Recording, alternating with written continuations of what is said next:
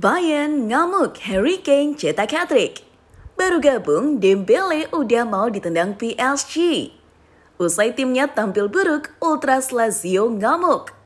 Arturo Vidal hina AC Milan dan Newcastle. Neymar kesulitan di Arab Saudi. Halo football lovers, kembali lagi di Starting 11 News. Seperti biasa, kami akan terus menyajikan informasi seputar dunia sepak bola spesial untuk Anda.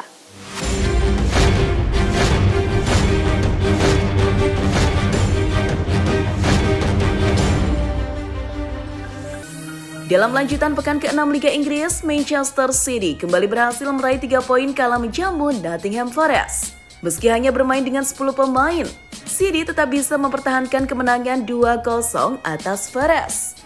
Gol dicetak Phil Foden di menit ke-7 dan Erling Haaland pada menit ke-14. Kemenangan ini membuat City makin kokoh di puncak klasemen Liga Inggris.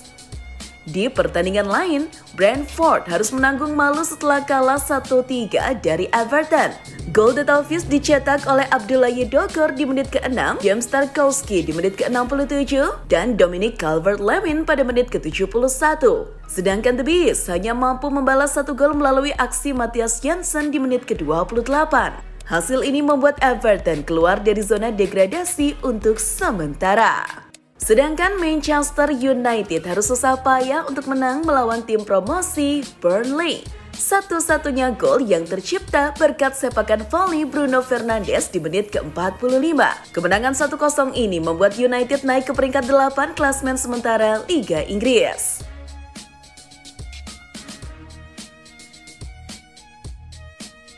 Beralih ke Serie A, Juventus justru kalah dari Sassuolo dengan skor 4-2. Gol bunuh diri dari Federico Gatti di menit-menit akhir telah melengkapi kekalahan sinyonya tua di markas Sassuolo.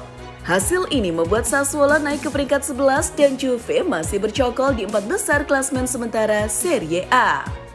Sementara itu, AC Milan berhasil menang atas tamunya Verona. Gol sematawayang Rafael Leao menit 8 membawa Milan mengamankan 3 poin di San Siro. Hasil ini membuat mereka membuntuti Inter Milan di peringkat kedua klasemen Serie A.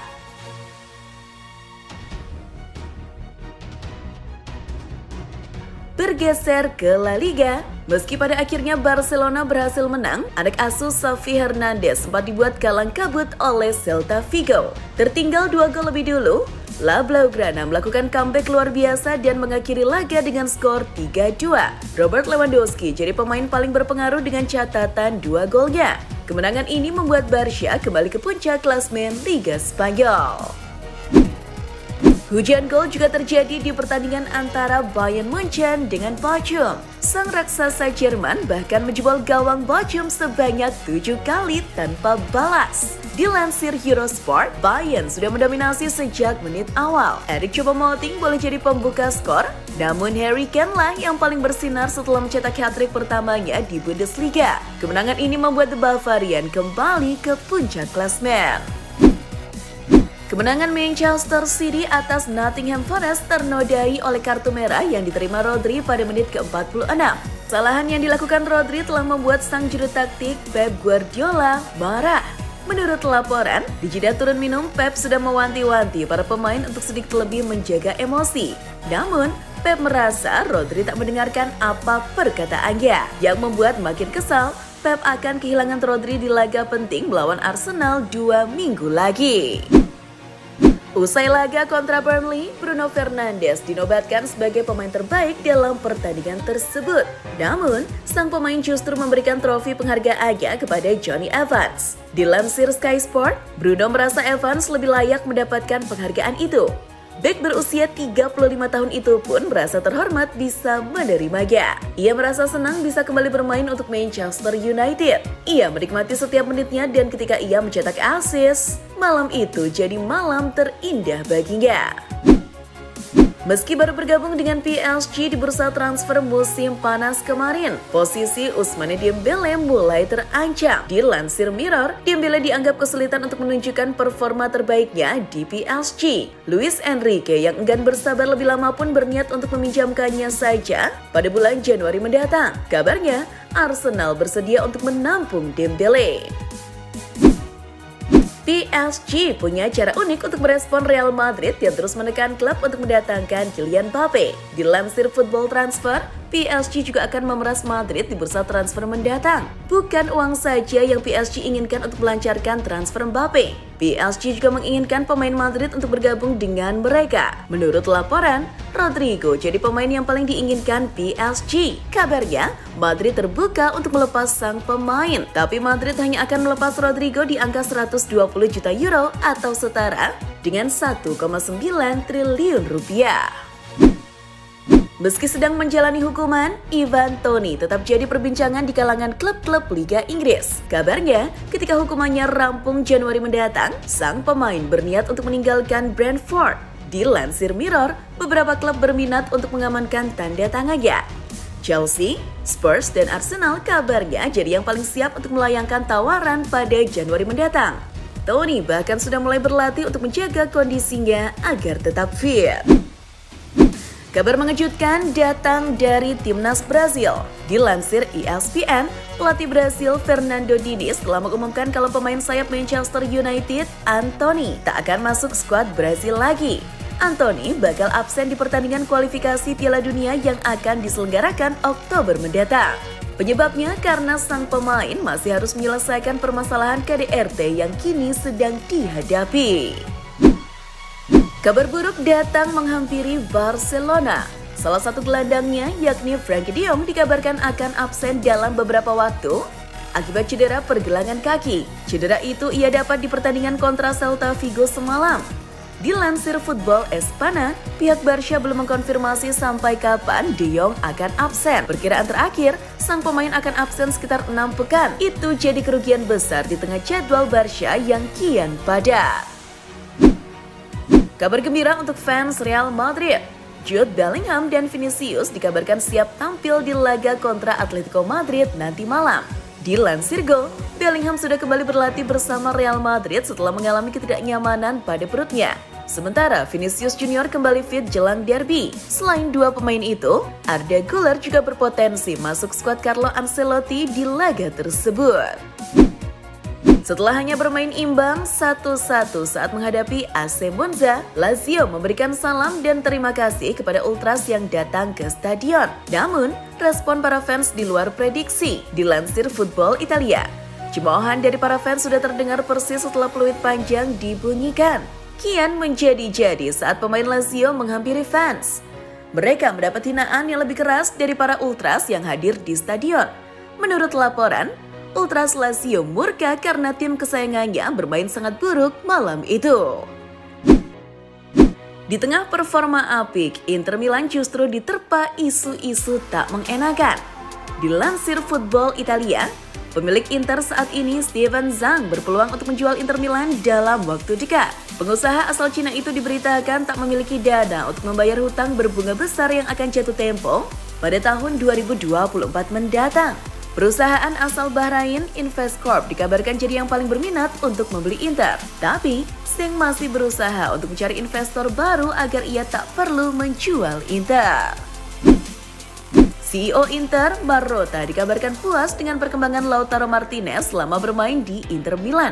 Untuk memberikan penghargaan lebih, ia merekomendasikan kepada klub untuk memberikan kontrak baru pada Lautaro. Menurut cuitan Fabrizio Romano, Marotta sedang mendiskusikan dengan jajaran direksi klub untuk memberikan kesepakatan baru untuk Lautaro. Negosiasi pun akan dijadwalkan dalam beberapa hari mendatang. Nasib Neymar sangat berbeda dari Cristiano Ronaldo. Bintang asal Brasil itu justru mendapat banyak masalah di Arab Saudi. Dilansir Goal, ini jadi minggu yang berat bagi Neymar. Karena sang pemain baru saja menampilkan permainan yang mengecewakan karena melewatkan sejumlah peluang di laga kontra Damak FC. Kabarnya, konsentrasi sang pemain terganggu lantaran sang kekasih yang tengah hamil cemburu setelah melihat video sang pemain tengah menghabiskan waktu dengan wanita lain. Arturo Vidal, ex-gelandang Juventus, mengaku tidak terkesan setelah menonton duel AC Milan versus Newcastle United di partai perdana grup F Liga Champions 2023-2024 di San Siro yang berakhir pada Rabu 19 September dini hari waktu Indonesia Barat. Vidal menjelaskan pandangan kontroversialnya di saluran Twitch.tv. Saya melihat pertandingan terburuk dalam sejarah Liga Champions antara Milan dan Newcastle. tidak seperti Porto dan Shakhtar yang sangat hebat, katanya. Erik ten Hag sedang dalam tekanan besar akibat start buruk Manchester United. Namun, manajer Burnley, Vincent Kompany, yakin ten Hag bisa memperbaiki hasil MU. Kompany yang pernah menghabiskan 11 tahun sebagai pemain City paham betul situasi ten Hag. Satu hal yang pasti adalah orang ini telah menunjukkan bahwa dia itu benar-benar mampu. Tidak ada yang meragukannya. Semua hal lain yang terjadi hanyalah dari luar yang tidak bisa dia kendalikan. Arsenal akan menjamu Tottenham Hotspur di Emirates akhir pekan ini. Mikel Arteta mewaspadai The Lily-Whites asuhan Eng Postecoglou. Sejauh ini, di bawah asuhan Eng, Spurs sudah bermain 5 pertandingan di Liga Inggris. Hasilnya, meraih 4 kemenangan dan sekali hasil imbang. Musim lalu, Arsenal punya catatan apik kontra Spurs. Arsenal mampu menang kandang dan tandang. Di kandang, Arsenal menang dengan skor 3-1 atas Spurs. Sementara di kandang Spurs, Arsenal menang dengan skor 2-0. Barcelona akan menghidupkan kembali minat mereka terhadap Giovanni Lo Celso. Meski Lo Celso dikabarkan betah di Tottenham, ia ingin bermain reguler dalam beberapa bulan mendatang. Situasi inilah yang coba dimanfaatkan Barcelona untuk menawarkan jaminan bermain reguler kepadanya. Spurs bisa menjual sang pemain dengan kontrak Lo Celso di klub akan habis pada tahun 2025 dengan biaya transfer terbaru ditetapkan sebesar 12 juta pounds.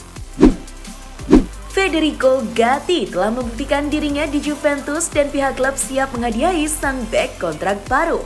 Bek tengah Italia berusia 25 tahun ini sering tampil di bawah asuhan Massimiliano Allegri dalam musim debutnya di Turin dengan tampil lebih dari 2.150 menit dalam total 27 penampilan. Gatti merupakan pemain dengan bayaran terendah di Juve, hanya 1 juta euro per musim. Juve kini menyiapkan kontrak baru dengan kenaikan gaji yang signifikan, memperpanjang kontraknya 1 tahun lagi hingga 2028. Bintang masa depan Barcelona, Victor Roque, meninggalkan lapangan hanya 7 menit setelah laga usai mendapatkan tackle keras dari bek internasional Nicolas Hernandez. Menurut laporan awal, Roque mengalami cedera pergelangan kaki yang parah dan dapat absen selama 3 bulan. Cedera Roque akan menjadi perhatian Barca, yang pada awal musim panas menyetujui biaya sebesar 35 juta euro, ditambah biaya tambahan dari Atletico Paranaense untuk memboyong striker 18 tahun tersebut. Meskipun transfer telah diselesaikan, masih belum jelas apakah pemain Brasil itu akan pindah pada jendela transfer Januari atau musim panas mendatang. Selain mega bintang Lionel Messi, sang bodyguard La Pulga, Yassine Choco, belakangan ini ikut jadi sorotan. Sebuah situs dewasa datang menawarkan konten dengan bayaran fantastis. Situs web dewasa My Club yang akan memberikan tawaran uang fantastis kepada Yassine Choco. Pesaing situs OnlyFans ini bersedia menggelontorkan uang $25.000 atau sekitar 384 juta rupiah demi bisa mengunggah satu video dari Yassine Choco di platform mereka. Jose Mourinho mengakui pentingnya Paulo Dybala untuk AS Roma.